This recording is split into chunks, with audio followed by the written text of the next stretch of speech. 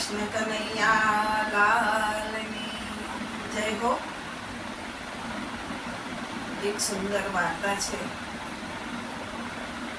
એક ગામ હતું. ગામમાં પાણીને પીવાની સગવડતા માટે કૂવા હતા. એમાં ઘણા બધા કૂવાઓ હતા, પણ એ મીઠા પાણીનો એક કૂવો હતો, જેમાંથી આખું ગામ પાણી પીવે. અને ઢોર હોય, ડાકર હોય, ગાય, કૂતરા બધા જ એમાંથી ત્યાં પાણી પીવાની સગવડતા કરેલી. અવાડા જેવું એમાંથી બધા પાણી પીવે. એક વખત એવું થયું, 2-3 કૂતરાઓ લડતા ઝઘડતા આમ દોડતા આવ્યા. એમાં એક કૂતરું જરા ઢીલું હતું, તે તો ખસી ગયું કે આ તો ડાઘિયા કૂતરા છે, એમાં મારો ક્લાસ લાગશે નહીં. એ ખસી ગયું. પણ પેલા 2 ડાઘિયા એ તો એના એરિયાના કિંગ હતા, એરિયાના રાજા હતા. એટલે ઓલો કે હું બળવાન, પેલો કે હું બળવાન, એમ 2 ખૂબ લડાલડી કરતા કૂવાની અંદર ખાબક્યા. ઊંડો હતો, પાણીથી ભરેલો હતો, પણ ઊંડો હતો કૂવો, એટલે અંદર પડી ગયા. સાંજની વેળા હતી, એટલે સાંજે બહેનો પાણી ભરવા માટે ઓછા આવે. સવારમાં વહેલી સવારે બધા ઠાડા ભોરે પાણી ભરી લે પીવાનું. એમ કરીને પછી તો રાત પડી ગઈ, એટલે કોઈને ખબર પડી નહીં કે અંદર 2 કૂતરા પડ્યા છે. અને પછી તો ડબકા ખાતા બહાર નીકળવાની ટ્રાય કરી હોય, પણ હવે એટલા બધા ઊંડા કૂવામાંથી તો કેવી રીતે બહાર નીકળી શકે? એટલે બહાર ન નીકળી શક્યા. અને અંતે એ બંનેના પ્રાણ પંખેરું ઉડી ગયા. અને બંને કૂતરા પાણીની અંદર કૂવામાં મરી ગયા. બહેનો તો પાણી ભરવા માટે આવે, પાણી ભરીને લઈ જાય ઘરે લઈ ગયા. 1-2 દિવસ તો ઠીક રહ્યું જાણે. પછી તો અંદર પાણીમાં વાસ આવવા માંડી ખૂબ જ. એટલે બહેનો એના ઘરે જઈને બધા વાત કરે કે આ પાણીમાં ગંધ કેમ મારે છે આટલી બધી, કેટલી વાસ આવે છે, કે પાણી કંઈક અશુદ્ધ થઈ ગયેલું છે. આ પાણી આપણા કૂવાનું જે પાણી છે અશુદ્ધ થઈ ગયું લાગે છે. એટલે બધા ગામના વડીલો અને સરપંચો બધા ટોળે વળ્યા. અમુક જુવાનિયાઓ હતા, 2 ઝીણી આંખે જોયું અંદર કૂવામાં, તો ખબર પડી કે 2 કૂતરાઓ અંદર મરી ગયેલા ઉપર તરે છે. એવો હોવો તો હવે આ કૂવાનું પાણી પણ પીવા લાયક રહ્યું નહીં. તો હવે શું કરવું? ખૂબ પડી ગામમાં ડાયું માણસ હોય, ઘરડા ગાડા વાળે, એવા એક ઘરડા માણસે દાદાએ વાત કરી કે ભાઈ આપણે એ કૂવાને ગાળી કાઢીએ.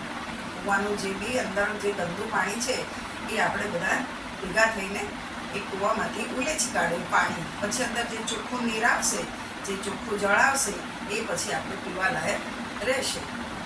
ગામમાં તો ઢંઢેરો ફૂટાયો. બીજે દિવસે બધાય નાના મોટા છોકરાઓ ને જુવાનિયાઓ બધાય આવીને કામે લાગ્યા.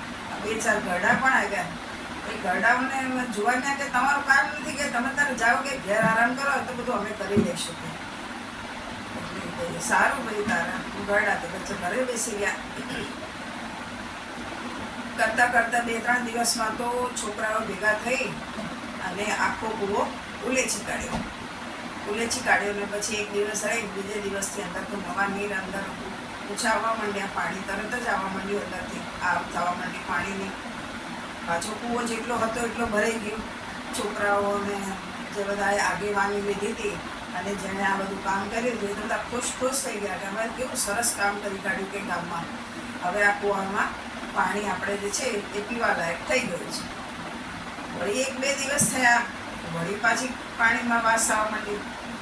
વળી પાછું શું થયું કે વળી કે હારો ચાલો કે બધા ભેગા થઈને પાણી ઉલેચો, કે પાણી ઉલેચ્યું. ફરીવાર પાણી નીર ભરાયા, નવા નીર અંદર આવ્યા. ફરી વખત પાણી ભરવા માટે બહેનો ગઈ. ફરી વખત પણ એ જ થયું, પાણીમાં વાસ જ આવ્યા કરે.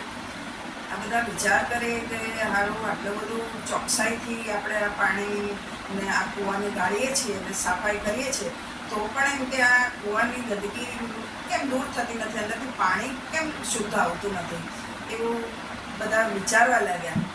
પછી એક દાદા આવ્યા, એમણે કીધું કે તમે પાણી તો સાફ કર્યું પણ અંદર કૂતરા પડ્યા છે, કાઢ્યા કે નહીં?